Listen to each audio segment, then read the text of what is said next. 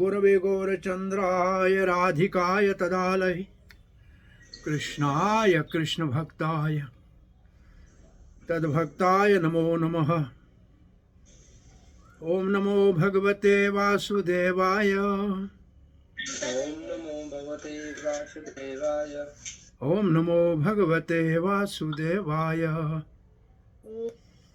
ओम नमो भगवते वासुदेवाय। नारायणं नमस्कृत्यं नरं चैव नरोत्तमं देवीं सरस्वतीं व्यासं ततो जयमुदीरये। नष्टप्रायेषु भद्रेषु नित्यं भागवत सेवया भगवती उत्तम श्लोकैर्भक्तिर्भवती नैष्टिकी। कृष्णाय वासुदेवाय देवकी नंदनाय च नंदगोपकुमाराय गोविंदाय नमो नमः। जय श्री कृष्ण चैतन्य प्रभु नित्यानंद श्री अद्वैत गदाधर शिवासदि गौर भक्त वृंद। हरे कृष्णा कृष्णा कृष्णा हरे हरे, हरे राम राम राम हरे हरे। प्रिय रोहिणी के भाग्यशाली भक्तों, श्रीमद् भागवती वैभव के श्रीमद् भागवत के तीसरे स्कंद के सत्संग में आप सबका हार्दिक स्वागत है। आज गिरिराज धरण भगवान श्री कृष्ण गिरिधारी गोवर्धन को धारण किया था भक्तों की रक्षा करने के लिए। हमारी भी भगवान भक्ति की रक्षा करे और जो शिक्षा ग्रहण करते हैं वो हमारे हृदय में सदा ही स्फुरित रहे। अब हम इस विभाग में जा रहे हैं तीसरे स्कंद के 15वें अध्याय के 37 से 45 श्लोक तक। चार कुमार 7वें वैकुंठ के द्वार के ऊपर जय और विजय के द्वारा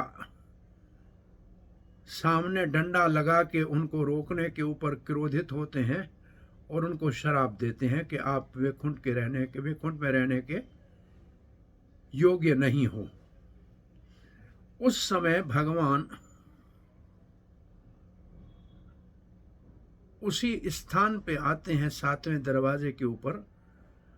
दोनों जय और विजय जो भगवान के अपने भक्त हैं, पार्षद हैं, द्वारपाल हैं, उनकी रक्षा के लिए भी, और चार कुमार वो भी भगवान के अवतार हैं, ब्रह्मा जी के पुत्र हैं, ज्ञान में परिनिष्ठ है, उनका भी उद्धार करने के लिए और वहां आते हैं।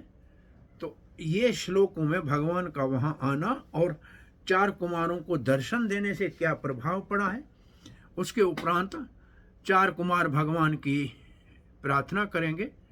ऐसे ये अध्याय पूरा होगा और दूसरे अध्याय में वार्तालाप होगा चार कुमारों और भगवान के बीच में। तो आज हम इस अध्याय को पूरा करने का प्रयास करते हैं।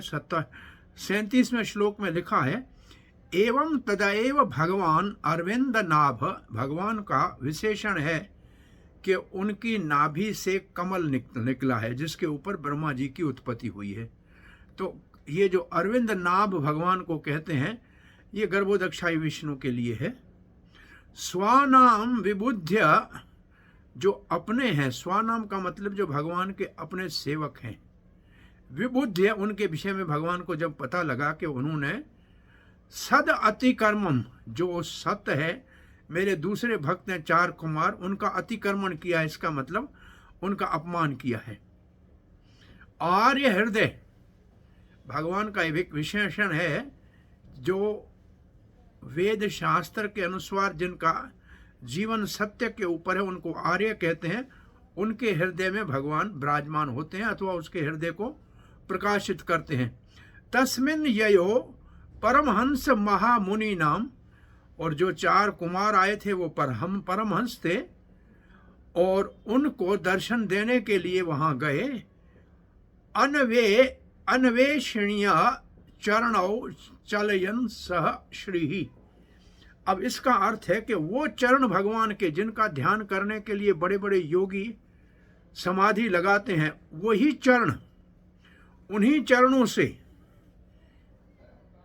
भगवान उस स्थान पे गए जहां 7वें द्वार पे जय और विजय ने 4 कुमारों का अपमान किया था।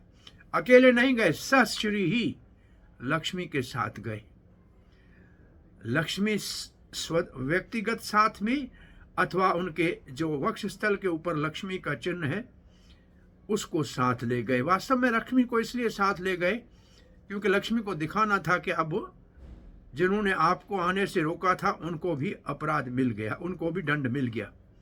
तो ये श्लोक का अर्थ आप समझ गए। देखिए यह प्रभुपाद जी के अनुवाद में, उसी समय तत्काल भगवान जिसको पद्मनाभ कहते हैं, जिनके नाभि से कमल का डंडा और कमल प्रकट होता है, जो धार्मिक लोगों के हृदय में आनंद का उल्लास करते हैं, उनको जब 4 कुमारों के संतों के अपमान का समाचार मिला तो वो लक्ष्मी जी के साथ उस स्थान पे स्वयं आए, अपने चरणों से चल के आए, जिन चरणों का ध्यान बड़े बड़े ऋषि मुनि करते हैं। इस श्लोक के तात्पर्य में श्रील प्रभुपाद जी ने लिखा है, भगवान कहते हैं मेरा भक्त कभी नाश नहीं होता, नवे भक्त प्रणश्यति, 9वें अध्याय का श्लोक है। तो यहां भगवान के जो द्वारपाल है वो भी भगवान के भक्त हैं। उन्होंने अपराध किया है, उनको शाप मिला है, तो उनकी भी रक्षा करनी है।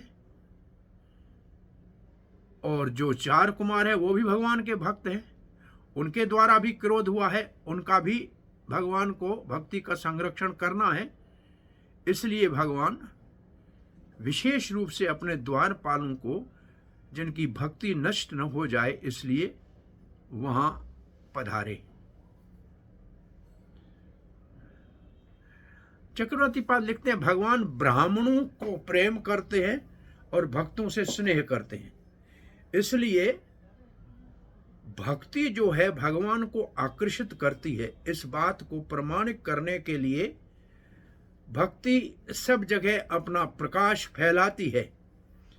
तो भगवान कुमारों के ऊपर और द्वारपाल दोनों के ऊपर कृपा करने के लिए, क्योंकि कुमारों के हृदय में भी निम्रता का भाव प्रकट हो गया था, क्योंकि उनके द्वारा भी अपराध हुआ था। इसलिए उन सबको पवित्र करने के लिए भगवान वहां आए, क्योंकि भगवान भक्तों और ब्राह्मणों का रक्षा करते हैं।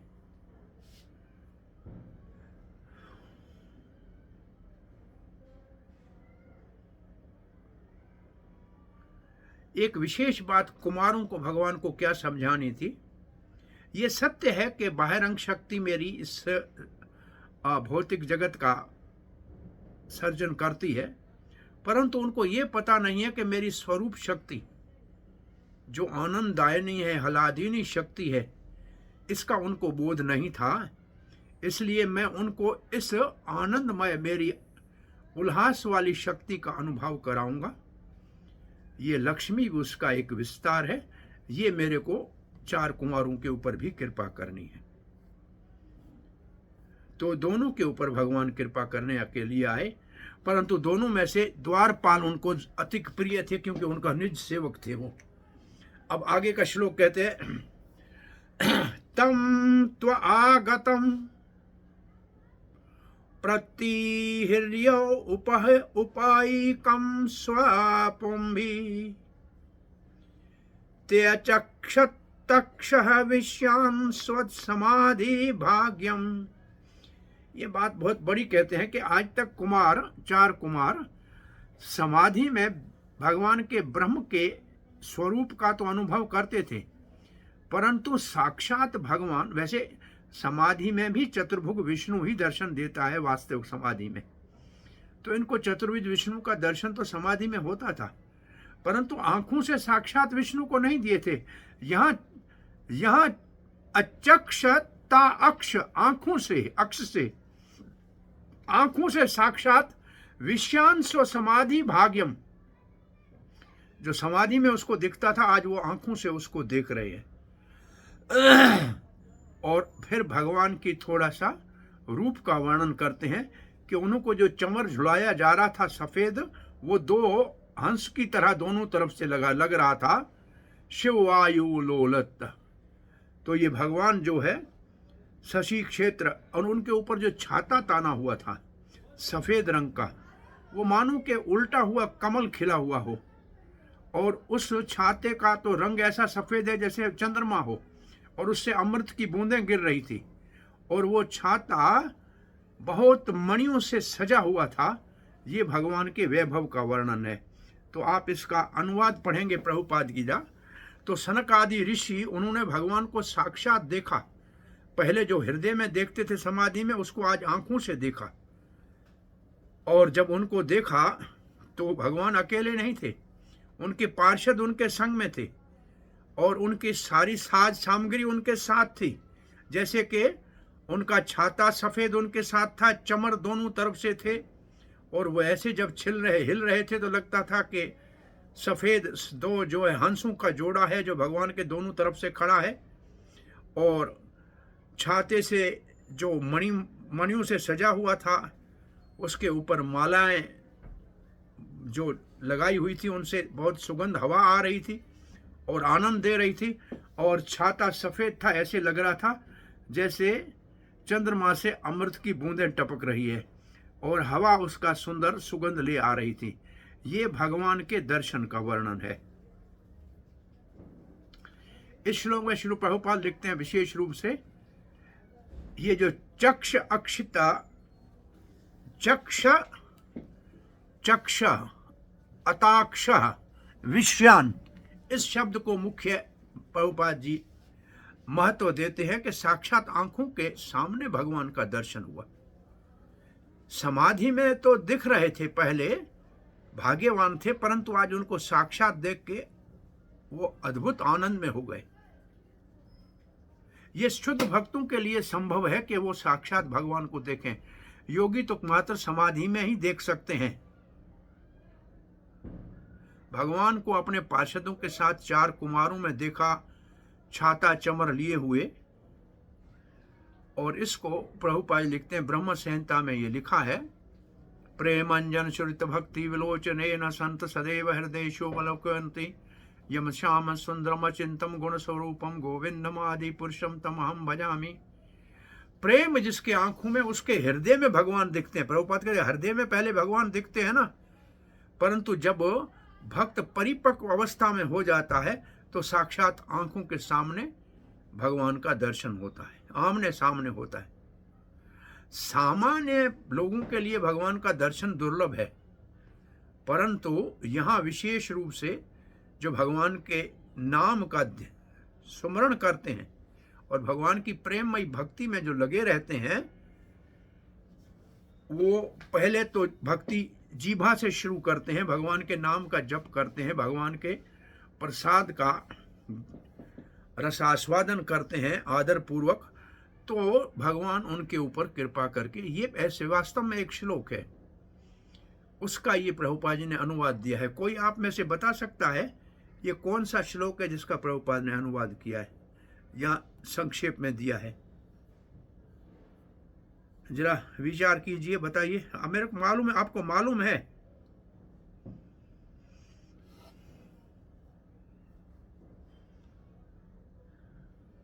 फिर सामने सिंधु में प्रभु जी सेवान मुखो ही जीवादो वाला श्लोक, ये जो है श्लोक तो है, आप फिर श्री कृष्ण नाम आदि, यही श्लोक है, यही श्लोक है, श्री कृष्ण नाम आदि।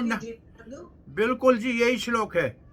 भगवान श्री कृष्ण को इंद्रियों के द्वारा जाना नहीं जा सकता, परंतु जीभा से सेवा करने से, नाम जपने और प्रसाद खाने से अपने आप भगवान हृदय में स्फुरित होते हैं। स्वयं एव स्फुरते अध, ये है श्लोक।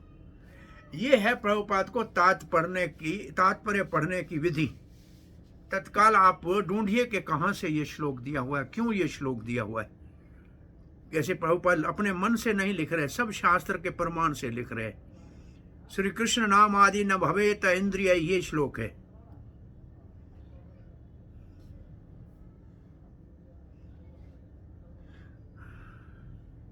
ये भगवान की माधुर्य है, जो भगवान ने उनको अपने रूप का दर्शन दिया है।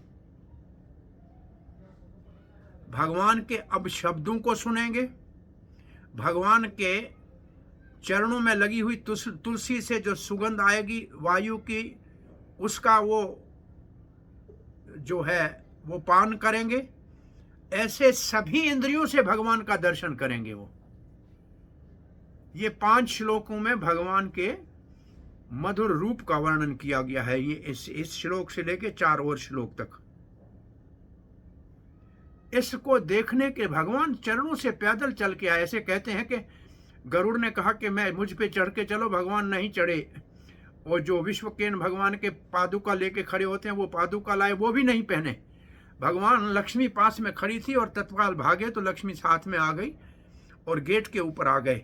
तो इस भगवान के चरणों को, भगवान के चरण जो है उनके चिन्ह भगवान के 7वें दरवाजे का जो बाहर का आंगन है उसमें पड़ रहे हैं।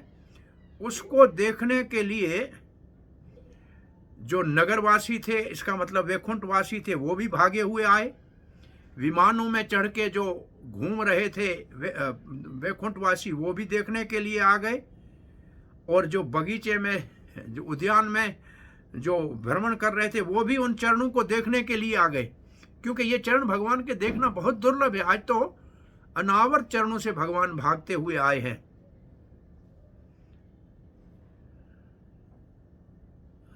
और भगवान ने, उन्होंने सब उपकारों से पूजन किया, भगवान की आरती उतारी, भगवान को फल आदि अर्पण किए।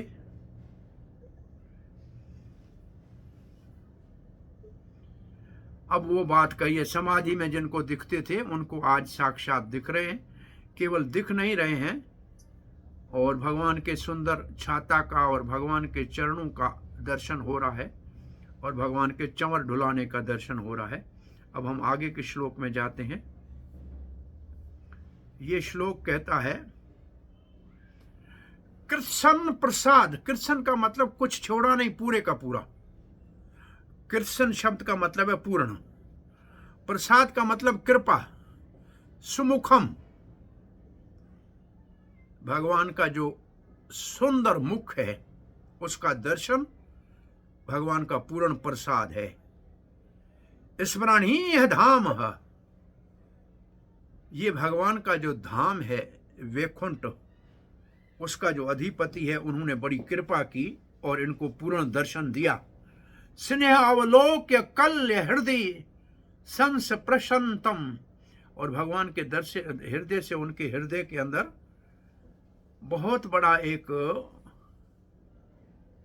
हृदय में स्पर्श ऐसा हुआ भगवान के रूप का कि आनंद में विवल होके कैसे भगवान दिख कैसे रहे थे।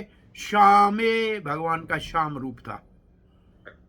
प्रथाव ओरसी, और भगवान की कमर के ऊपर पीला पीतांबर। ओरसी शोभित्य श्री स्वस्स चूड़ामणिम। चूड़ामणि का मतलब जो भौतिक जगत के लोक है उनसे ऊपर उनका शिखर, इसका मतलब सत्यलोक से ऊपर जो वैकुंठ है वहां का दर्शन कराया भगवान ने। भगवान कैसे है? आनंद के, भगवान आनंद का भंडार है। उनका, भगवान का मंगलमय दर्शन सबके लिए आशीर्वाद है। और जब वो मुस्कुराते हैं तो हमारे हृदय को छू लेते हैं, हृदय में आनंद को उड़ेल देते हैं। भगवान श्याम वर्ण के हैं, उनका वक्ष स्थल बहुत चौड़ा है, उसके ऊपर लक्ष्मी विराजमान होती है। वो आध्यात्मिक जगत के अधिपति है जो भौतिक स्वर्ग से लेके सत्य लोक के ऊपर भी शिखर के समान है, चूड़ामणि के समान है। और आध्यात्मिक जगत का भगवान यहां महिमा को बिखेर रहे हैं। श्रील प्रभुपाद लिखते हैं, भगवान जब आए तो सबसे प्रसन्न थे। ऐसे नहीं दिखा रहे थे कि मेरे सेवकों ने अपराध किया है तो उनके ऊपर, उनके मुखमंडल के ऊपर क्रोध की लकीर हो।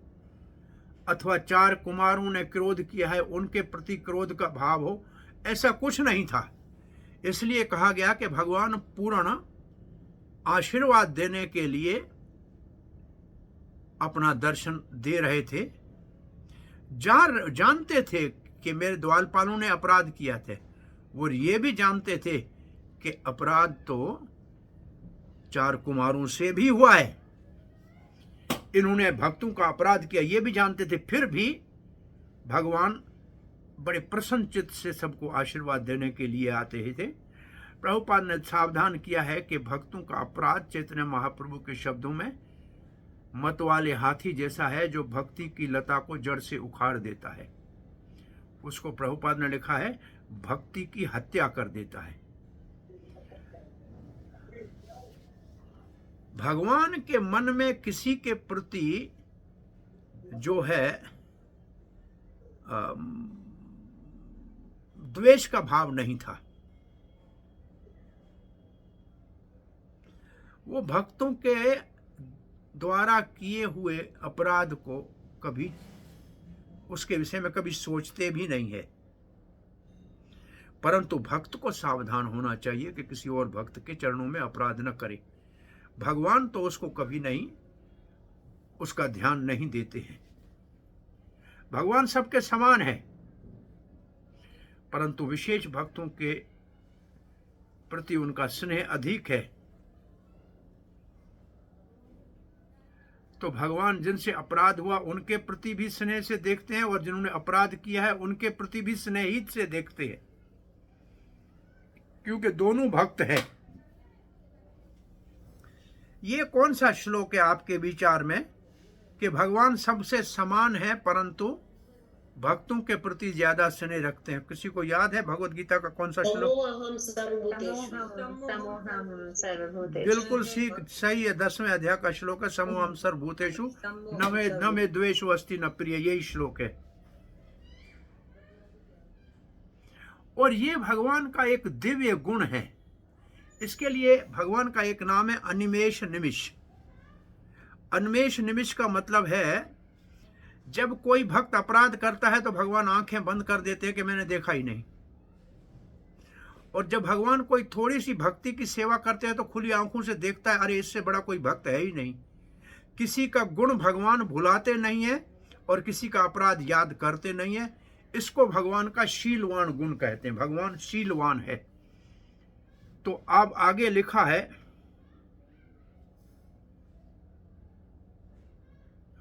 ये भगवान का जो शीलवान चरित्र है ये भक्तों के हृदय को छू लेता है, और भगवान जब मुस्कुरा के उन्हीं को उन भक्तों की ओर देखते हैं तो बड़े आकर्षक लगते हैं।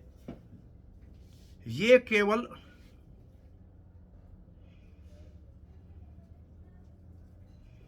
ये भौतिक जगत से ऊपर की बात है, ये आध्यात्मिक जगत में संभव है।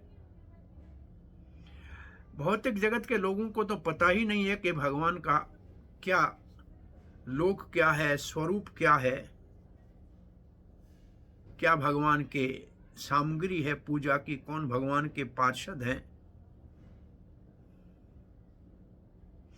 इसलिए स्वर्ग आदि लोगों से ऊपर, ब्रह्मा के लोक से ऊपर चूड़ामणि की तरह भगवान का वैकुंठ का धाम है, वो शिखर है। अब आगे लिखा है, इस श्लोक में जो स्मरणीय शब्द है, हरे कृष्णा में क्लास का पोए, जो स्मरणीय धाम शब्द है कि भगवान आनंद के सागर हैं क्योंकि उनके दिव्य गुण हैं।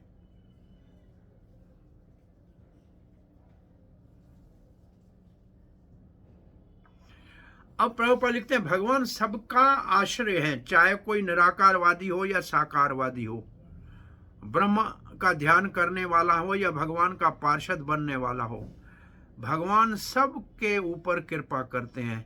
जो ब्रह्म का ध्यान करते हैं उसको ब्रह्म में लीन करते हैं, और जो भगवान के भक्त हैं उनको अपना सानिध्य दे के पार्षद बना लेते हैं। अब आगे लिखा है,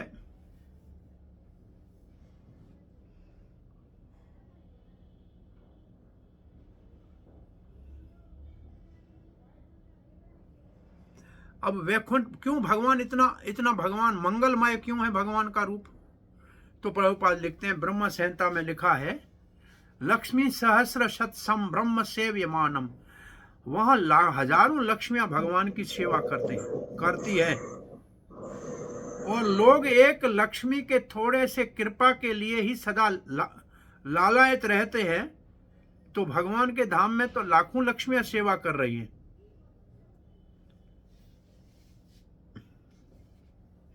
इसलिए वैकुंठ की महिमा का यहां वर्णन है। आगे का श्लोक पढ़ते हैं।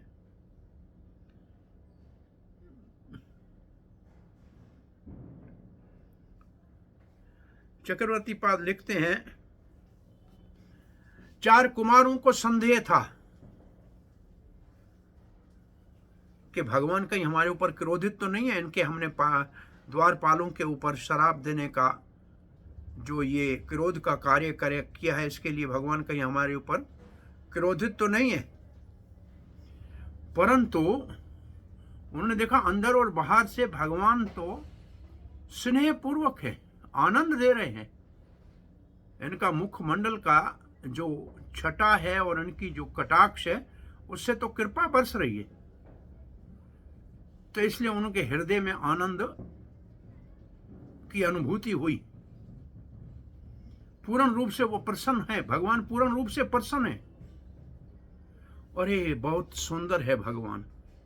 भगवान की वाणी मधुर है, भगवान के अंग से निकलने वाला सौरभ सुगंध बड़ी अद्भुत है। भगवान का ये नव यौवन रूप बड़ा आनंदमय है।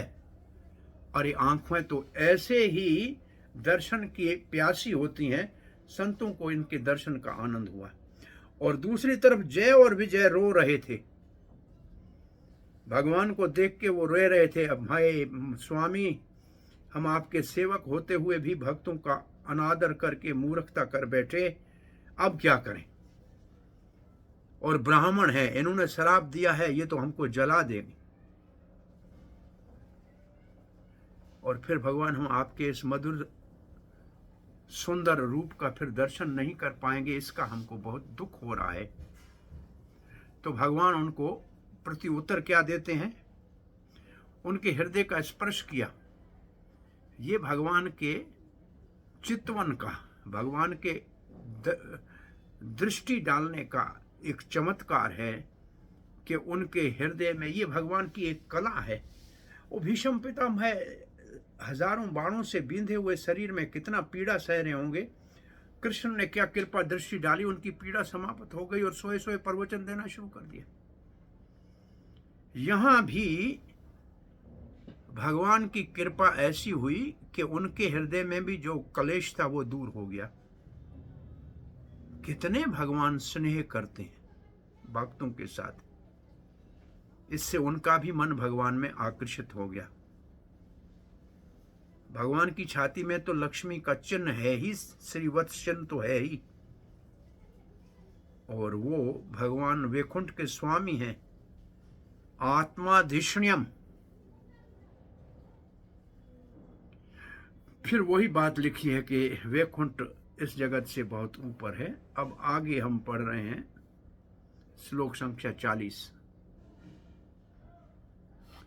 पीतांशुके, भगवान को पीला पीतांबर की धोती पहनी हुई है। कहाँ पहनी है? प्रथो नितंबिनी, उनके जो नितंब है उसके ऊपर। कमर पतली है, नितंब बहुत जो है भरे हुए हैं। और विश्ववंत्या, और उसके ऊपर एक पट्टा खींचा हुआ है। ये भगवान के पीले पीतांबर धोती का दर्शन है। कमर का, पतली कमर का दर्शन है, उसके ऊपर पट्टा बंधा हुआ है, दुपट्टा, उसका दर्शन है। हांचालिभिः विरोहतयः वनमाल्या, और भगवान के गले में बहुत सुंदर वनमाला पहनी हुई है।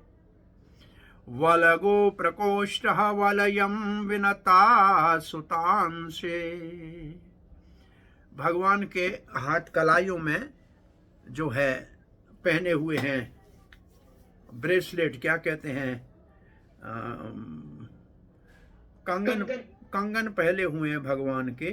विन्यस्त हस्तम इतरेण धुनानम अभजम, आननम अब्जम, भगवान का मुख कमल है। इत्रेण विनस्य हस्तम, और जो उनके हाथ में क्या है, कमल लिया हुआ है, अबज लिया हुआ है भगवान ने हाथ में।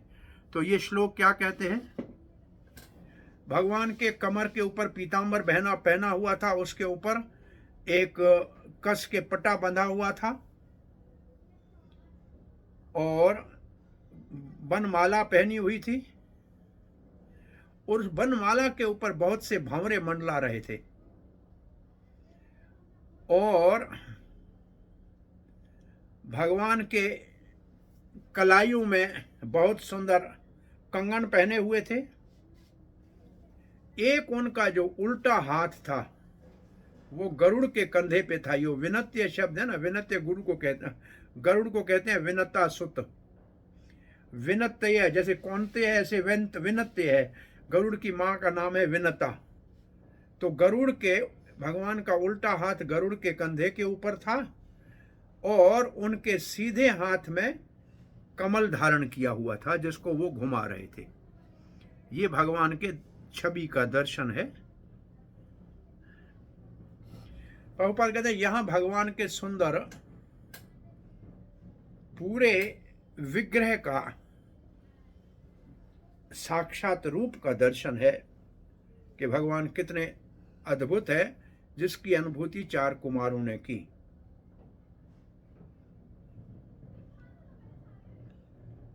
और विशेष बात क्या लिखा है, बाकी सामान्य बात है। चक्रवर्ती पाद ने कुछ खास बात लिखी है, देखिए।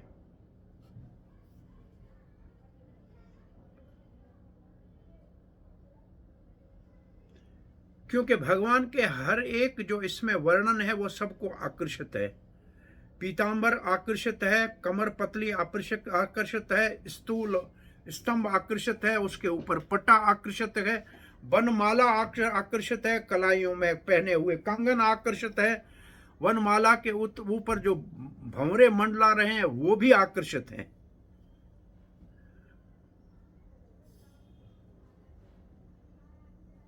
ये श्लोक आगे वाले श्लोक के साथ जोड़ के पढ़ना पड़ेगा। ये है वैकुंठ की महिमा, ये है आत्मधिष्ण्यम, ये है भगवान के अपने धाम की महिमा।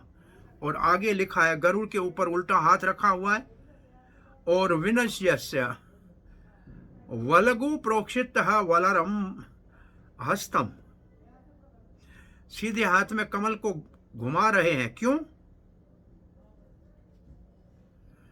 हाँ, 4 कुमारों को कह रहे हैं कि आपने ब्रह्म का पहले साक्षात्कार कर लिया है आपके हृदय में, अब अपनी मधुरता का उनको वर्णन करा रहे हैं।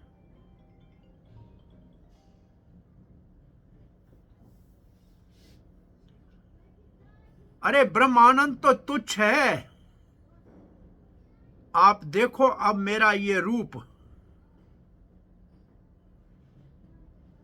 ऐसे भगवान विनोद कर रहे हैं कमल दिखा के कि देखो लक्ष्मी जिसके ऊपर विराजमान होती है वो तो मेरे हाथ में चमक रहा है। ब्रह्म आनंद को भूल जाओ, आनंद ले लो मेरे रूप का। अब ये 39 से 41 जो श्लोक हैं इसमें भगवान की सुंदरता का वर्णन चल रहा है। तो हम 41वां श्लोक पढ़ रहे हैं। विद्योत क्षिपम मकर कुंडल मंडनाहरा, भगवान के कानों के ऊपर जो मकर कुंडल है वो भगवान के मुख की कांति से चमक रहे हैं, विद्युत की तरह, बिजली की तरह चमक रहे हैं। कुंडल चमक नहीं रहे हैं, भगवान के गालों की चमक से कुंडल चमक के और बिजली की तरह सब जगह प्रकाश फैला रहे हैं। गंडा सल्लोन सह मुखम मणिवत कीर्तिम, अब भगवान के सर के ऊपर जो मणियों से जड़ित मुकुट पहना हुआ है वो बड़ा सुंदर लग रहा है। दौर डंडा शंडा, जो भगवान के ये जो दौर दंड का मतलब बाजुओं का कलाई के ऊपर का हिस्सा, हरता प्रहार्य हारेण, और गले के अंदर एक स्वर्ण का माला है जो दोनों बाजुओं के बीच में लटक रही है। कौत्सव मणि उसमें चमक रही है। क्या लिखा है? विशेष रूप से भगवान के जो कपोल हैं, गाल हैं, उनके ऊपर मकर कुंडल जो है वो चमक रहे हैं, जैसे बिजली चमक रही है। भगवान की नासिका बहुत ही प्रमुख रूप से दिख रही है, और भगवान के माथे के ऊपर मणि से जड़ा हुआ मुकुट धारण किया हुआ है, और बहुत सुंदर एक स्वर्ण माला भगवान के गले में शोभा दे रही है, जिसमें कौत्सव मणि लगी हुई है। ये भगवान के रूप का दर्शन है।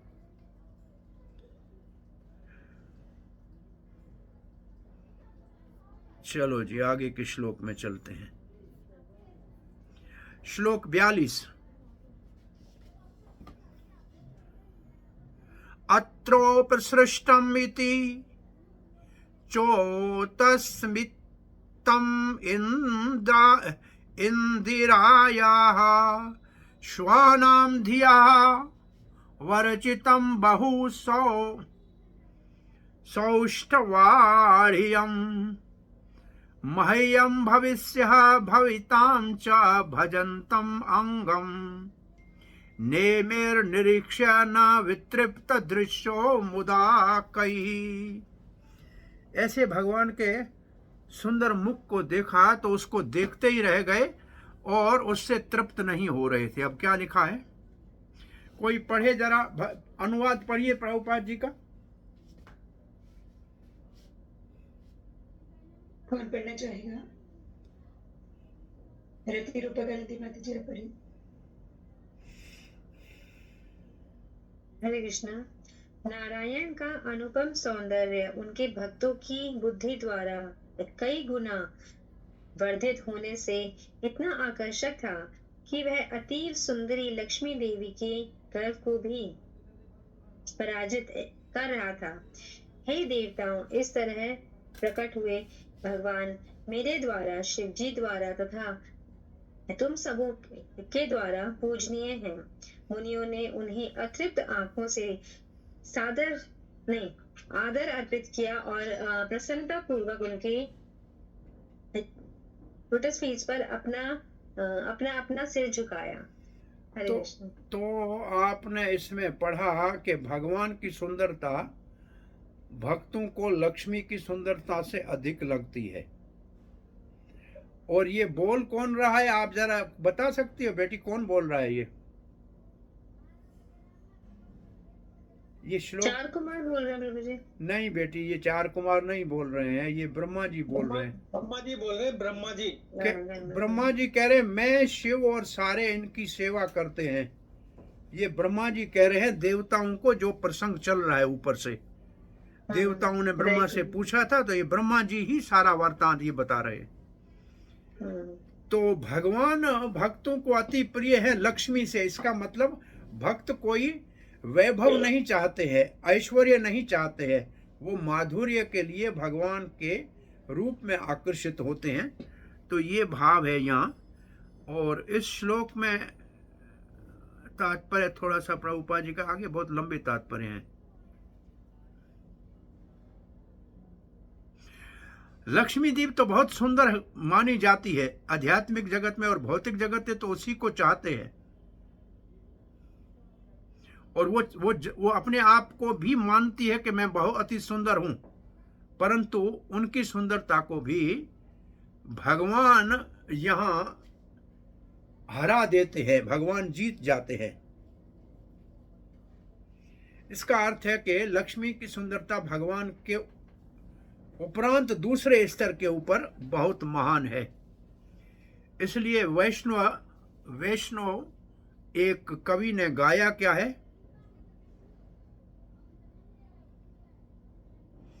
कि भगवान की सुंदरता सैकड़ों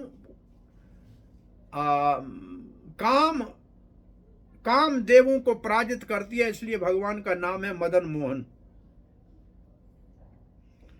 परंतु राधा रानी का इतना बड़ा प्रभाव है कि भगवान श्री कृष्ण को भी वो पराजित कर लेती हैं, इसलिए उसका नाम है मदन मोहन मोहिनी। परंतु यहाँ भगवान ने, प्रभुपाद जी ने शब्द और लिखा है, मदन मोहन लिखा है, और राधा रानी के लिए लिखा है मदन मोहन मदन दहा। मदन दहा इसका मतलब मदन को भी जीतने वाली, इसलिए उनका नाम है मदन मोहन मोहिनी। अब प्रभुपाद जी यह तुलना आत्मिक बात में कहते हैं कि ऐश्वर्य के भक्त जो है नारायण की सुंदरता को अधिक मानते हैं, लक्ष्मी को दूसरे स्तर पे मानते हैं, और हम जो गौड़िया वैष्णव विशेष रूप से राधा रानी के महत्व को अधिक मानते हैं, क्योंकि वो कृष्ण को आकर्षण करने वाली है। ये प्रभुपाद ने एक बहुत ही सूक्ष्म जो है दोनों में अंतर बताया है। राधा रानी अति सुंदर है कृष्ण से भी,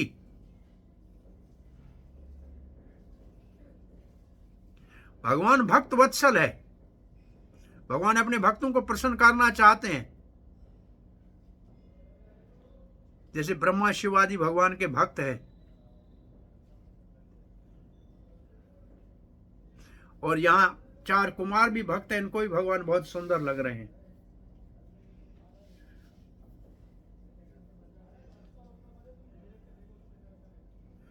क्या आगे कहें, चक्रवर्ती पाद कहते हैं, क्या कहें आगे। अरे लक्ष्मी के जो गौरव था उसको भी भगवान ने ग्रहण लगा दिया, सबके मन को भगवान ने जीत लिया।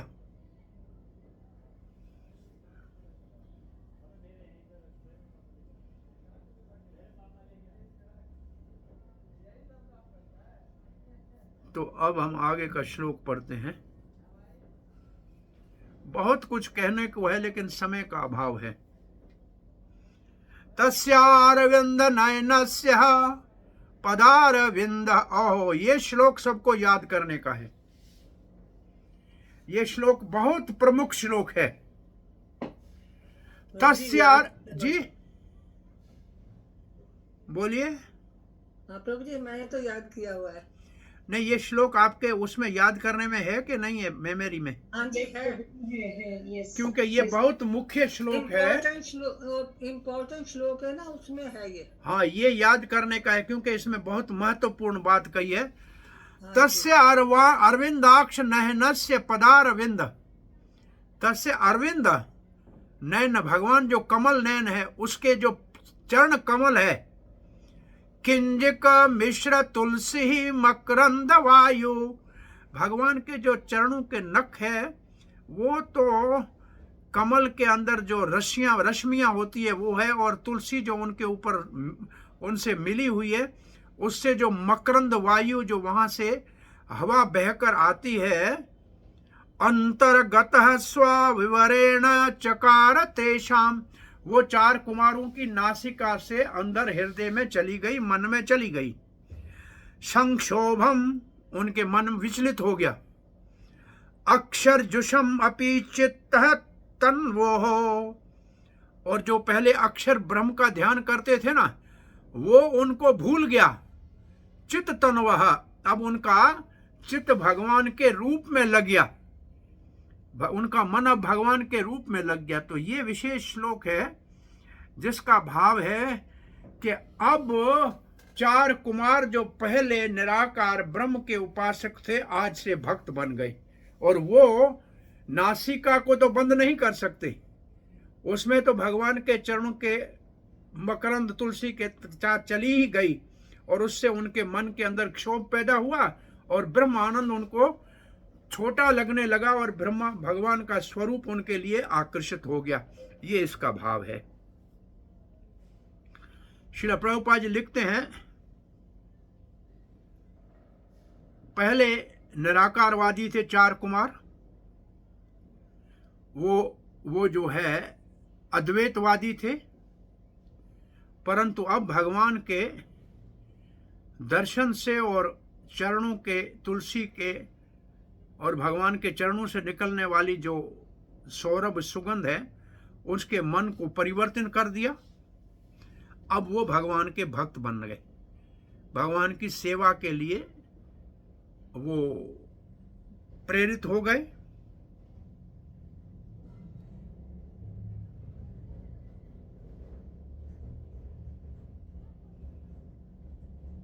अब उनके मन में भक्ति का भाव आ गया।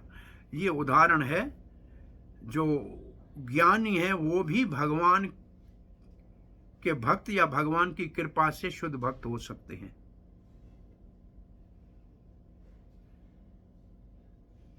चक्रवर्ती पाद कहते हैं, क्या वो वायु बह के उनकी नासिका में गई, उनका ब्रह्म का जो स्तर था वो तो नीचे पटक लिया और उसके मन में बहुत बड़ा क्षोभ होने लगा कि हम कहाँ भगवान के सुंदर दर्शन को भूल के और निराकार ब्रह्म में ध्यान कर रहे थे। और अब लिखा है कि तुलसी की सुगंध और उसके साथ है भगवान के सफेद और लाल चरणों के नख, अंगरी कहते हैं, वो तो कमल के अंदर जो रश्मियां है उसके समान है और उससे मकरंद निकलता है। अभी किसी की आज्ञा तो लेनी नहीं पड़ती है, नाक में तो अपने आप चली जाती है। नाक तो भगवान ने हर समय खुला रखा है, तो चली गई कुमारों के नाक में और उससे उनके जीवन में परिवर्तन आ गया। आगे लिखा है, ये चक्रवर्ती पाद ने एक बहुत बड़ा अद्भुत उदाहरण दिया है कि कोई राजा दूसरे राज्य के ऊपर विजय प्राप्त करना चाहता है तो पहले क्या करता है? दूसरे देश में जाएगा तो पहले तो राजा को मारेगा, जो वहां का मुख्य नेता है उसको मारेगा, फिर सब कुछ वहां लूटपाट मचाएगा और फिर अपनी सेना से उसके ऊपर विजय प्राप्त करेगा। ऐसे ही भगवान ने पहले तो उनके ब्रह्म का जो ब्रह्म था उसको तो समाप्त कर दिया, फिर उनके अंदर जो साधन का, ब्रह्म साधन का जो सामान पड़ा था उसको लूट लिया और फिर अपने भक्ति के सैनिकों के द्वारा उसको अपना प्रेमी भक्त बना दिया। ये कैसे प्राप्त हुआ आगे आप सुनेंगे। ये प्राप्त हुआ असल में ब्रह्मा जी और नारद की कृपा से, और इसको प्रभुपाद जी आगे प्रमाणित करेंगे कि नारद ब्रह्म संप्रदाय के अंतर्गत 4 कुमारों को भक्ति प्राप्त हुई। तो भक्ति तो केवल भगवान के भक्तों से ही प्राप्त होती है, ये बात आगे आएगी। अब श्लोक संख्या 44। तेवामुष्य वदनासीत पदम कोशम। इस श्लोक का भाव है, भगवान का जो मुखमंडल था वो उनको कमल के अंदर जो नीलापन है ऐसा दिखने लगा, और भगवान जब मुस्कुरा रहे थे तो उनको लगा कि ये कुंद के पुष्प खिले हुए हैं। भगवान के मुख को देख के वो पूर्ण संतुष्ट हो गए चतुर्ष कुमार और अधिक देखने की अभिलाषा करने लगे। भगवान के चरणों के नख को देख रहे थे, जिसको कहते हैं नख चंद्र। 10 नख चंद्र है भगवान के चरणों के, 10 नख चंद्र, 10 पांवों के, 10 हाथों के, 20 और मुख चंद्र, और ऊपर चंद्र का एक लगी हुई बिंदी, चंद्र बिंदी। ये बहुत बड़ा एक 24 चंद्रों का भगवान कृष्ण चंद्र है, और आधा और चंद्र है, ये गायत्री, काम गायत्री का स्वरूप है। ये बहुत बड़ा मुख्य बात है। वो कैसे लग रहे थे चरण? वो तो माणक जैसे लग रहे थे। और रुबी को लिखा है वो कैसे थे? अरुण, मणि के समान थे। वो मणि के समान लाल थे। इसलिए भगवान के रूप को बार बार देखने लगे। और भगवान के अब साकार रूप का ध्यान करने का उनका नेम बन गया।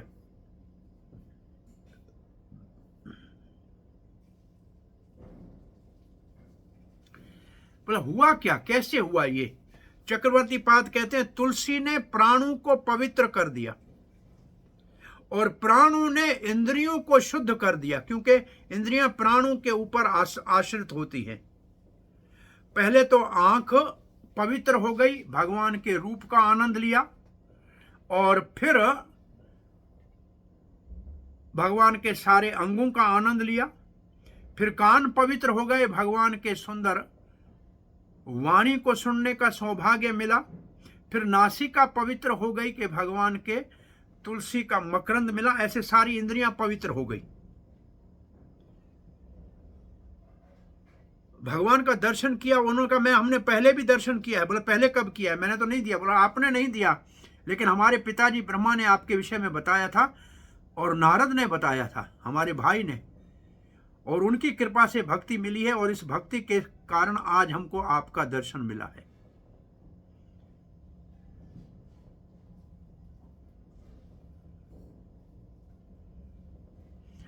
अब सारा भगवान के हर अंग अंग का वो ध्यान नहीं कर देखने में समर्थ नहीं थे, तो भगवान का ध्यान करने लगे। 45वां श्लोक, ये संख्या पूरी हो रही है, यहां ये विभाग पूरा होगा।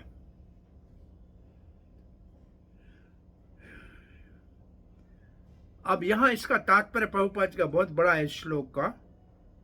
पुंसाम गतिम मृग्यतामीह योग मार्गई ध्यानास्पदम भूः बहुमतम न्यनाभिरामम् पुंसनम वपुः दर्श्यानम अनन्य सिद्धै औतः पथिकैः समग्रन्नयुतम् अष्टः भोगैः। इसमें अष्ट भोगई, उसमें दो विचार है। एक तो अष्ट सिद्धियां प्राप्त होती है, अणिमा लघिमा आदि। एक 8 और बातें चक्रवर्ती पाद ने लिखी हैं, उसको आप देख लीजिए। अब श्लोक का अनुवाद है, योग का ध्यान करने वाले इस भगवान के रूप का ही ध्यान करते हैं, और योगियों को ध्यान में ये रूप दिखता है तो बड़ा आनंद मिलता है। ये वास्तविक है, ये कोई काल्पनिक नहीं है। भगवान 8 प्रकार के सिद्धियों में संपन्न है, अष्ट सिद्धि 9 निधि के दाता है। परंतु जो भक्त नहीं है, जिनको पूर्ण अभ्यास नहीं है, उनको ये कुछ प्राप्त नहीं होता। अब यहाँ प्रभुपाद जी का तात्पर्य बहुत लंबा है, 2 पेज से ऊपर का है। इसमें प्रभुपाद का पहले जो तात्पर्य का उद्देश्य है, योग की सफलता का वर्णन यहाँ किया गया है। योग की सफलता है चतुर्भुज विष्णु का ध्यान करना। इसके अतिरिक्त और सब योग तथा कथित हैं, और ऐसे योगी लोगों को भ्रमित करते हैं। ये प्रभुपाद जी का भाव है। अब प्रभुपाद कहते हैं ये जो योग भगवान के ध्यान का ही उद्देश्य है, तो ये तो कृष्ण भावना में पूर्ण रूप से इसको किया जा सकता है। भक्त योगी तो खुली आंखों से भगवान का जब श्रृंगार करते हैं, तो भगवान का ध्यान खुली आंखों से करते हैं। आंखें बंद करके ध्यान में करने की क्या जरूरत है? गीता, भागवत और पतंजलि योग शास्त्र में कहीं भी केवल ये प्राणायाम आसन की मूर्खता की बातें नहीं की गई है। भगवान के चतुर्भुज रूप का ध्यान करने के लिए शंख चक्र गदा पद्म लिए हुए कमल के ऊपर खड़े ध्यान करने का कहा गया है। परंतु ये विष्णु कौन है? ये भगवान विष्णु तो भगवान श्री कृष्ण का विस्तार है।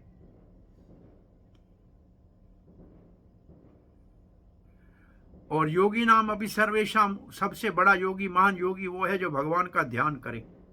कैसे योग करना है ये प्रभुपाद ने 6ठे अध्याय का पूरा वर्णन किया है। एकांत में बैठे, सीधा बैठे, कमर को करके ये बात कही हुई है। परंतु बड़े शहरों में रहे, आराम से रहे, ब्रह्मचर्य का पालन न करे, जो आए सो खाए, जो पिए चाहे सो पिए, वो योग करे, ये तो झोंक का ढोंग है। ये योग का मौकरी है, मजाक है। फिर प्रभुपाद कहते हैं 5000 साल पहले इस योग का वर्णन अर्जुन को जब भगवान ने बताया तो अर्जुन ने मना कर दी। वो जब कर नहीं पाया तो आज के लोग कहां से कर पाएंगे। और फिर ये तात्पर्य में यही भाव है सारा। आगे भगवान तो सबके हृदय में रहते हैं, लेकिन जो ध्यान करता है, शुद्ध भक्त है, उसको दिखते हैं, सबको नहीं दिखते। भगवान कहते हैं भगवान ईश्वर सर्वभूतानां हृदय तिष्ठति। विषय उपनिषद में भगवान कहते हैं कि आपका प्रकाश इतना बड़ा तेजस्वान है कि आप इसको हटाइए, हम आपके मुख का दर्शन करें।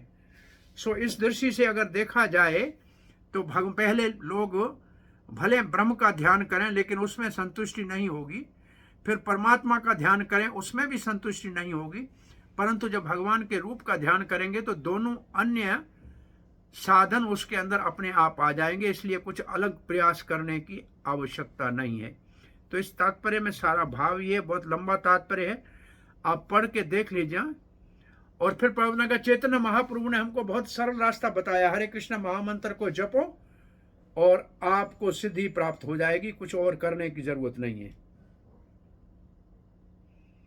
और भक्ति के जिस अनुपम उपहार को जिसने जीवन में धारण कर लिया है, भगवान श्री कृष्ण की जो भक्ति कर रहे हैं,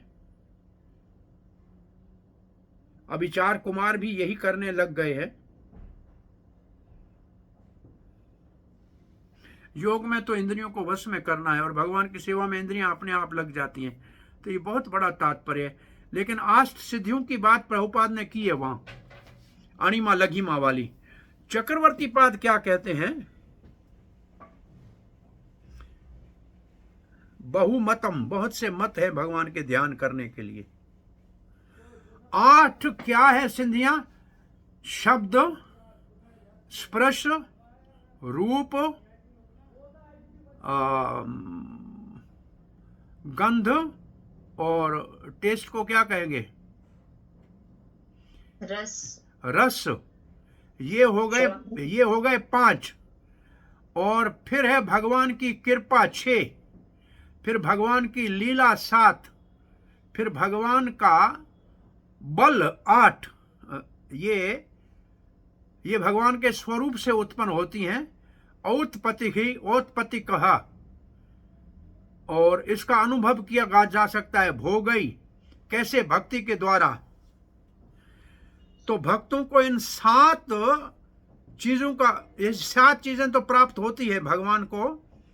भगवान के वाणी को सुन सकते हैं, बांसुरी को सुन सकते हैं, भगवान के कोमल स्पर्श का आनंद ले सकते हैं, भगवान की सुंदरता का रूप देख सकते हैं, भगवान को अर्पण हुए प्रसाद का रस ले सकते हैं, उनको चढ़ाए हुए माला और तुलसी का जो है गंध ले सकते हैं, उनकी कृपा को प्राप्त कर सकते हैं, उनके लीलाओं का श्रवण कर सकते हैं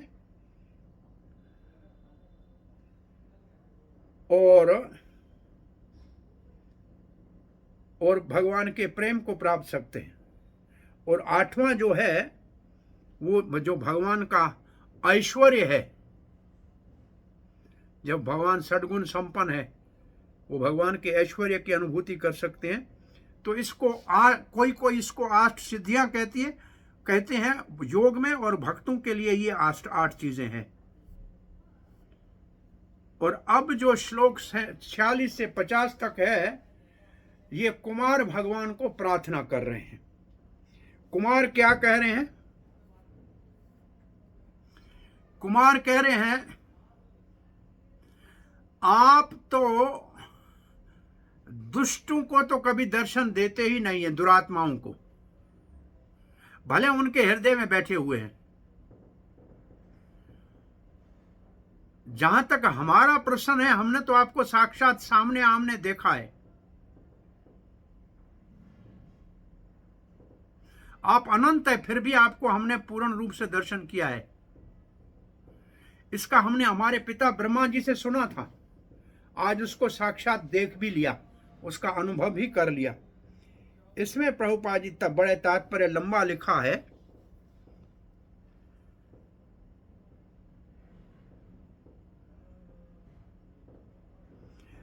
और योगियों के लिए बहुत दुर्लभ है, और जो दुरात्मा है उनको मिलता नहीं है। उसके विपरीत जो महात्मा है उनके लिए भगवान सुलभ है। और ये फिर वही ईशोपनिषद वाली बात लिखी हुई है। और नीचे जाएंगे, 4 कुमार क्या कह रहे हैं? जो शुद्ध जो बहुत वास्तविक शुद्ध भक्त है, सावधान भक्त है, जैसे हमने अपने पिता ब्रह्मा जी से सुना,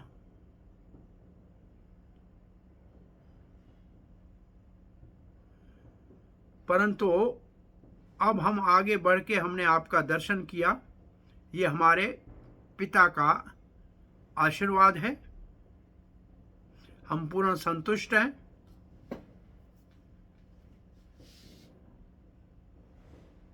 भले पहले हम निराकारवादी थे, आपकी कृपा से अब हमको भक्ति प्राप्त हो गई है। प्रभुपाद कहते हैं एक और विशेष बात इस श्लोक में ये है, अपने पिता ब्रह्मा से सुनने की महिमा का वर्णन कर रहे हैं। इसका मतलब ब्रह्मा की संप्रदाय जो है नारद के द्वारा, ये व्यास के द्वारा ये प्रमाणित है। इसका मतलब संप्रदाय से ही ये अनुभूति हो सकती है।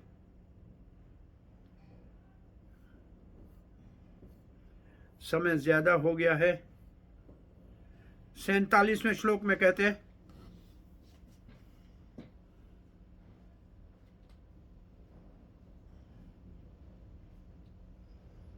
अनुताप विदतई दृढ़ भक्ति योगई। बहुत अच्छी बातें लिखी है। हम जानते हैं कि आप परम सत्य है, परम पुरुष भगवान है। ये आपका जो रूप है ये विशुद्ध सत्व का है। ये एकमात्र आपकी कृपा से और अनन्य भक्ति से ही प्राप्त हो सकता है। और बड़े बड़े महात्माओं का हृदय इससे पवित्र हो जाता है। इसमें श्रील प्रभुपाद जी लिखते हैं, ब्रह्मा और परमात्मा और भगवान में से भगवान की अनुभूति ही सर्वश्रेष्ठ है। उसमें 2 अन्य अनुभूतियां अपने आप आ जाती हैं।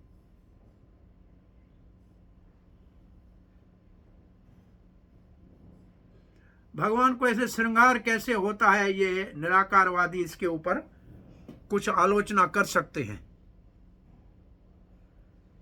तो भगवान में विशेषताएं हैं, भगवान निर्विशेष नहीं है, वो शुद्ध सत्व में है, उसमें कोई भौतिक गुणों का वर्णन ही नहीं है। कपिल देव भी आगे कहते हैं कि भगवान निर्गुण है, मतलब भौतिक गुण इसमें नहीं है। ये केवल भक्तों के लिए सुलभ है। ये सब विशेषता केवल भक्त समझ सकते हैं, दूसरों के लिए यह संभव नहीं है।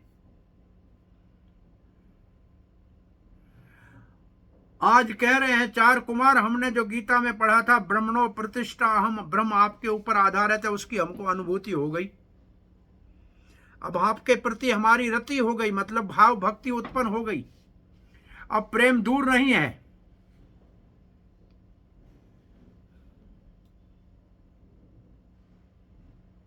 केवल भक्ति से ही आपको हम जान पाए हैं। ये भक्ति योग के ही गुण हैं।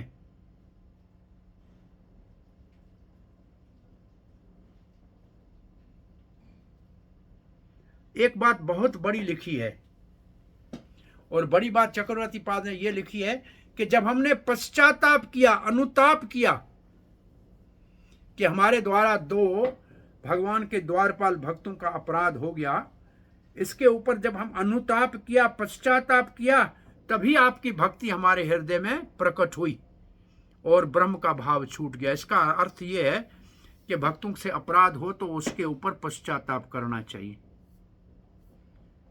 और ये अब 48वें श्लोक में लिखते हैं,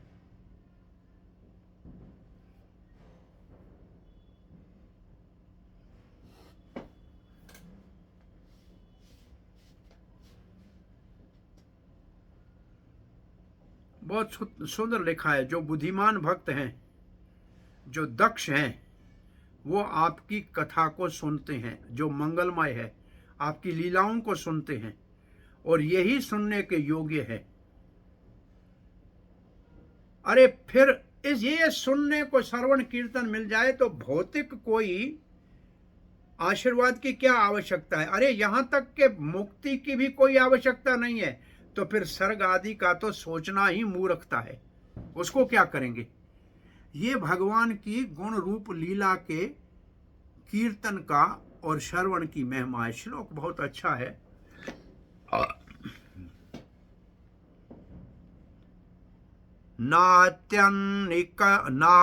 नात्यंतिकम विघ्नयन्ति अपि ते प्रसादम किमवन्यद अर्पित भयाम भुर्वोन्नित ही से। अरे स्वर्ग आदि में जाए, आपकी आंखों की भ्रुव ऊपर उठाओ तो डर लगता है, वहां जाके क्या करेंगे। यांगत्वांग्रिहि शरण भवता कथाया, जिन्होंने आपके चरण शरण की कथा लिए का आश्रय ले लिया है। कीर्तन यतीरथ यशस, जो आपका कीर्तन करते हैं, जो पवित्र करने का वाला है। आपके कुशल रसज्ञ, जो रस को जानते हैं, जो कुशल हैं, बुद्धिमान हैं, वो तो आपके कथा कीर्तन में रुचि लेते हैं। उनके लिए न स्वर्ग महत्वपूर्ण है, न दुनिया का कोई सुख भोग महत्वपूर्ण है।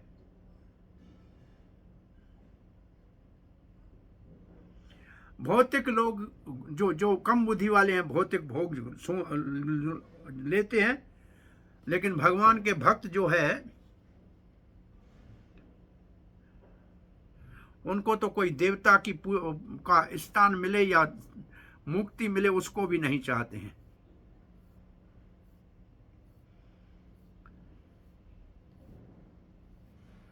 अब 49 श्लोक में कहते हैं,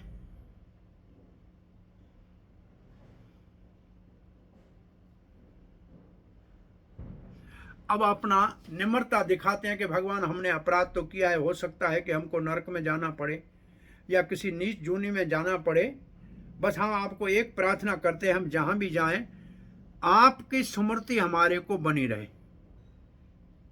हम आपकी सेवा में हमारा मन लगा रहे, हृदय आपके कथा कीर्तन में लगा रहे। और उदाहरण दे रहे हैं कि तुलसी भगवान आपके चरणों में जब लगती है तो कितनी महत्वपूर्ण हो जाती है। ऐसे हम आपके गुणगान करके आनंद में रहे, ये भाव बहुत ही निम्रता का भाव है। चाहे हम नरक में जन्म क्यों न लें, हमारे मन आपकी सेवा में लगे, हमारे वचन आपका गुणगान करें और हमारा हृदय सदा आपके विषय में, हमारे कान आपका श्रवण करें। इसको प्रभुपाद जी लिखते हैं, भक्ति होती है मन कर्म वचन से। तो ये भक्ति का जो है आशीर्वाद मांग रहे हैं। और एक श्लोक प्रभुपाद ने उद्धृत किया है, उसका नंबर भी दिया हुआ है 6ठे स्कंद का, कि नारायण के भक्त नरक में जाएंगे तो भी नहीं डरते हैं, उनको कोई चिंता नहीं है, क्योंकि भगवान का वहां भी स्मरण करते रहते हैं। तो ये पश्चाताप कर रहे हैं, इसलिए इनको ये भाव तुलसी का महिमा लिखा हुआ है इस श्लोक में।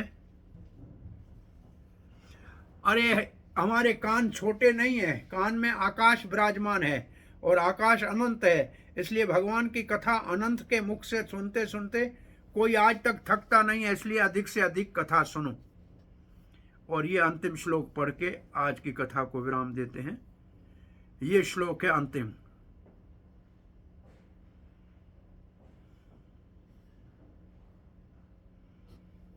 इसलिए भगवान हम आपके चरणों में प्रणाम करते हैं, आपके इस नित्य सनातन रूप को जो आपने कृपा करके हमारे को दर्शन कराया है, उसको प्रणाम करते हैं।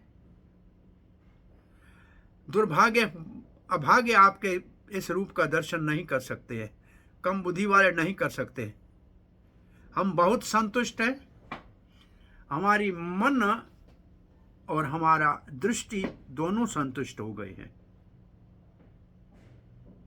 प्रभुपाद ने यही दिखाया, पहले निराकारवादी थे ये, अब भक्त बन गए हैं और संतुष्ट हो गए हैं।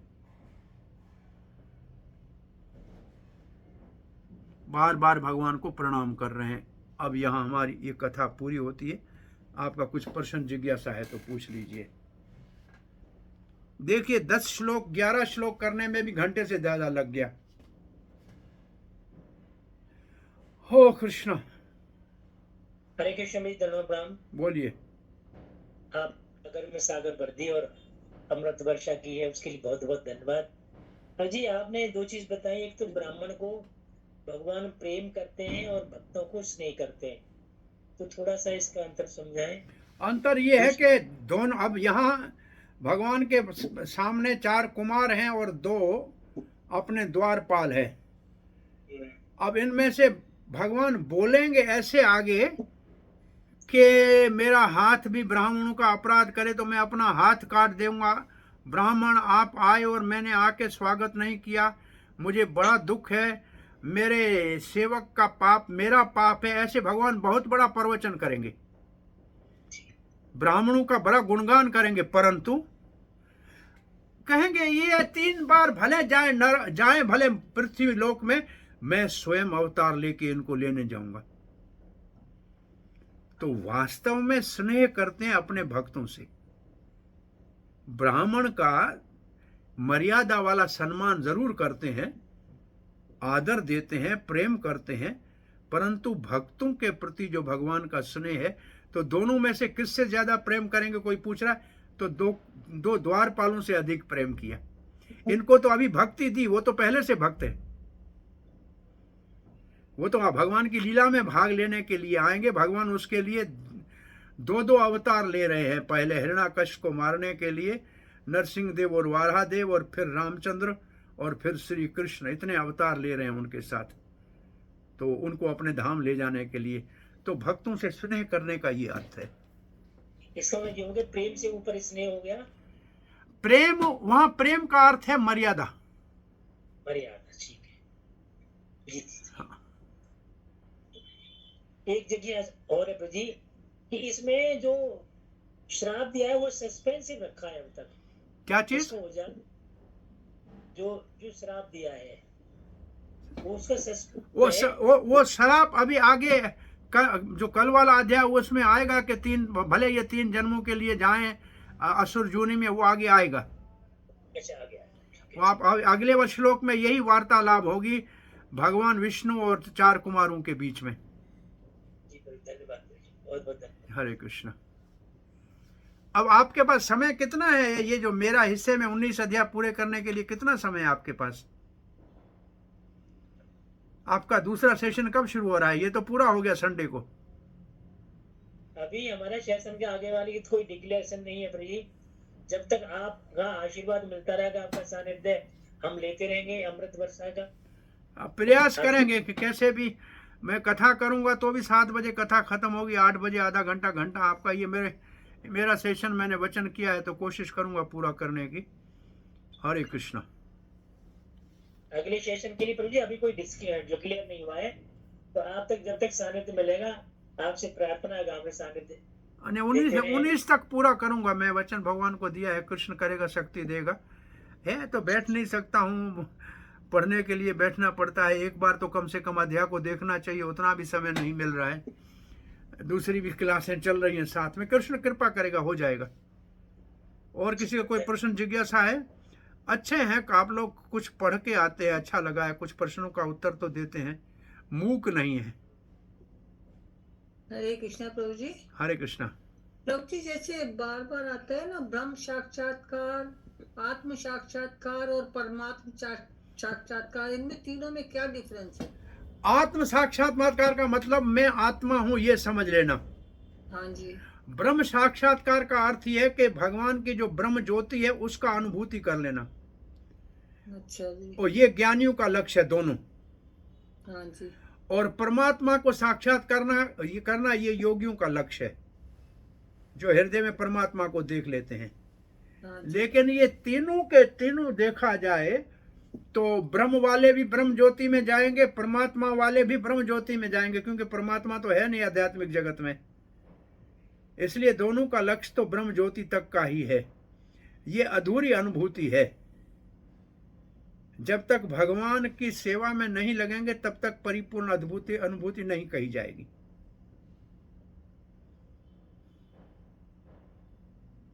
थैंक यू रवि, बहुत अच्छा समझाया। हाँ जी, हरे कृष्ण। आत्म साक्षात्कार का, आत्म साक्षात्कार में क्या है? हमारा सामान्य उदाहरण ये होता है, लड़की जब 4-5 साल की होती है तो कोई भी गोद में बिठाए, कोई भी चूम ले, कोई परेशानी नहीं। 18 साल की लड़की होती है तो सावधान होती है कि मैं अब जवान हो गई हूँ, किससे बोलना चाहिए, किससे नहीं बोलना चाहिए, इसका पता लग जाता है। ये है आत्म साक्षात्कार। पहले इस जगत के हम भूतों की तरह जो आए वो खाते हैं, जो आए वो करते हैं, लेकिन जब पता लगता है कि हम आत्मा हैं, हम शरीर नहीं है, तो हमको क्या करना चाहिए, क्या नहीं करना चाहिए, ये आत्म साक्षात्कार हुआ। परंतु लड़की 18 साल की हो गई, अपने आप को लड़की समझ रही है कि मैं जवान हो गई, ये तो उसकी जीवन का अंतिम लक्ष्य नहीं है। अब उसको प्रेम करने वाला पति मिलना चाहिए और उसकी सेवा करे तब संतुष्ट हो। तो आत्म साक्षात्कार के बाद भगवत साक्षात्कार ही पूर्णता है। जैसे लड़की विवाहित होगी तभी उसका जीवन सफल होगा, ऐसे मैं आत्मा हूँ ये जानना तो अच्छा है, लेकिन आत्मा के भाव को समझ के भगवान का साक्षात्कार करके उसकी सेवा में लगना, ये भगवत साक्षात्कार है। इन दोनों के बीच में ब्रह्म और परमात्मा का साक्षात्कार है, जो ज्ञानियों और योगियों का लक्ष्य है। तो इन तीनों में प्रभु जी आत्म साक्षात्कार को मतलब वर्णित किया गया है? नहीं, आत्म साक्षात्कार का अर्थ है अपने आप को आत्मा समझना, शरीर नहीं समझना। ये पहला स्तर है। ठीक, हरे कृष्ण, हरे कृष्ण। हरे कृष्ण। हरे कृष्णा प्रभु जी, दंडवत प्रणाम। दंडवत प्रणाम जी। प्रभु जी, बैकुंठ लोक में भी द्वेष है, क्रोध है? नहीं, फिर वो जो उनको आया, द्वारपालों को आया, ये हमने आपको पहले दिन कहा कि भगवान को लीला करनी थी, इसलिए ये सब बनाया। ये भगवान की योजना से हुआ है। ठीक है प्रभु जी, थैंक यू वेरी मच। हाँ जी, हरे कृष्ण।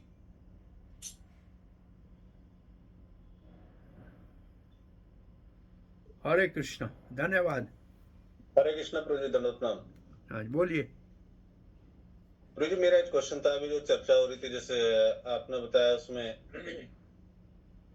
परमात्मा के विषय में कि परमात्मा को जो ध्यान करते हैं योगी, वो भी ब्रह्म के लेवल तक रह जाते हैं। लेकिन 18वें अध्याय में भगवान कह रहे हैं, जैसे उसमें ईश्वर सर्वभूतानां हृदय से अर्जुन तिष्ठति ब्राह्मण सर्वभूतानि यंत्रारूढ़ानि माया। और अगले श्लोक में कह रहे हैं कि तमेव शरणम गच्छ सर्वभावेन भारत। सर्वभावेन भारत, तो परमात्मा की शरण में जाने के लिए कह रहे हैं या क्या? हाँ, कह रहे हैं वहां, लेकिन वहां पूरा नहीं हुआ है भगवत गीता। भगवान ने 3 शरणों का ऑप्शन दिया है अर्जुन को। पहले कहा बुद्धौ शरणम गच्छ, फिर कहा तमेव शरणम गच्छ। अर्जुन ने कहा परमात्मा का शरण लो। पता नहीं मेरा मन बोल रहा है कि परमात्मा का बोल रहा है, पता कैसे लगे, मैं इससे संतुष्ट न हूं, यह हूं। तब भगवान ने कहा मैं माम एकम शरणम व्रज। ये अधूरा ज्ञान है, पूरी गीता पढ़ेंगे तब पूरा ज्ञान होगा। Okay okay. 3 शरणागति का वर्णन है भगवत गीता में। बुद्धौ शरणम गच्छ, तमेव शरणम गच्छ, मामेव शरणम गच्छ। तो अर्जुन अंतिम जो शरण गच्छ है उसी को अर्जुन ने स्वीकार किया, पहले 2 नहीं किए। ओके ओके, ठीक है, धन्यवाद। हरे कृष्ण। हरे कृष्ण। हरे कृष्ण प्रभु जी, एक है ना मेरी भी जिज्ञासा है। जैसे अभी आपने वो क्या एक्सप्लेन किया कि भगवान भागते भागते आए थे, नंगे पैर आए थे, आपने ना भक्तों की रक्षा करने के लिए वहां पे गेट के ऊपर आए, और फिर आपने कहा कि वहां पे भगवान का ना दर्शन करने के लिए सभी लोग आ गए, वहां पे वैकुंठ के सभी लोग आ गए, बिकॉज वहां पे भगवान के लोटस फीट्स के दर्शन हो नहीं पाते। तो क्या भगवान के धाम में भी दर्शन नहीं हो पाते सबको? इजीली अवेलेबल है धाम में? हम रह रहे हैं भारत में। आप में से कितनों ने नरेंद्र भाई हमारे जो प्राइम मिनिस्टर के चरण देखे हैं? हाँ जी, अरे 2-4 अंदर उनके सेवादारी हैं, उन्होंने ही देखे होंगे सबने। और मानो के कल अपने यहाँ मंदिर में आए और बाहर जूते उतार के अंदर आए तो बड़ा आश्चर्य हो गया, सब देखेंगे अरे अरे देखो तो प्राइम मिनिस्टर भी जूते उतार के जा रहा है। तो उस वक्त देखने का सबको आनंद आएगा, अद्भुत लगेगा कि ऐसे होता ही नहीं है, कैसे हो गया, ऐसे हो गया वहां। भगवान के धाम में जाके भी यानी कि हमें वेट करना पड़ेगा दर्शन करने? ऐसा नहीं है, भगवान के धाम में यहाँ से 3 गुने ज्यादा लोग रह रहे हैं। ये भौतिक जगत में कितनी भीड़ है, इससे 3 गुने ज्यादा लोग हैं। ऐसे नहीं है वहां जाएंगे और भगवान खड़ा है और जाके गले मिलेंगे। पहले तो उस भक्त के पास जाना पड़ेगा जिसके साथ हमारा संबंध है। वो हमको उंगली से पकड़ के किसी दिन भगवान के पास ले जाके दिखाएगा कि ये भगवान है जिसकी आप भक्ति कर रहे थे। तो पहले तो ऐसा भक्त ढूंढो जो आपको वहां भगवान से मिलाने के लिए ले जाए। हमारे गुरुवर ही ये कार्य करेंगे, हमारे आचार्य वर्ग ये कार्य करेंगे। और इसलिए रागनुगा भक्ति में किसी भगवान के अंतरंग भक्त उसके भाव का अनुगामी बनना पड़ता है। और फिर ये शरीर छोड़ने के बाद जहाँ भगवान लीला कर रहे होते हैं किसी भौतिक जगत में, वहाँ हमको जन्म लेना पड़ता है। और जिस भक्त के हम अनुयायी बनते हैं वो वहाँ होता है, उसके साथ काम करके सीखेंगे कि क्या करना है। वो रियल सर में पक्के हो जाएंगे, तब फिर भगवत धाम जाके अपनी सेवा को संभालेंगे। Very good. Thank you, Guruji. Hare Very Krishna. beautiful. Thank you. कोई है आपको वहाँ जानकार है गोलोक में जो आपको वहाँ जाए? बिल्कुल है, श्रील प्रभुपाद। हाँ, श्रील प्रभुपाद वहाँ होंगे। प्रभुपाद बैठे हैं वहाँ पे हमारे। बिल्कुल जी, वहाँ बैठे हैं। वहाँ को ये आशा होगी तो काम हो जाएगा। बिल्कुल बैठे हैं गुरुजी। हरे कृष्ण, हरे कृष्ण। बैकग्राउंड से ले जाने की गारंटी दी है भगवान हो गया। जी गुरुजी। वांछा कल्पतरुभ्यश्च कृपा सिंधुभ्यैव च पतितानां पावने वैष्णवेभ्यो नमः। हरे कृष्ण।